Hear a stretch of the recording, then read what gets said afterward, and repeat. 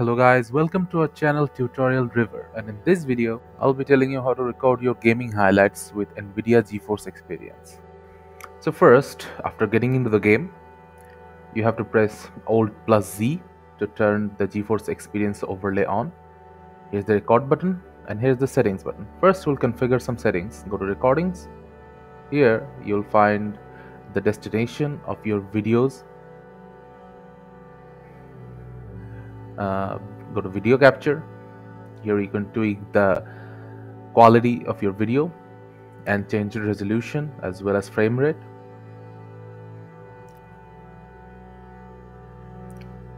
Now to start recording, you can just press on this button and click start. You can also use hotkeys to turn on your recording. Go to keyboard shortcuts. Here you can see that the default recording button is Alt+F9.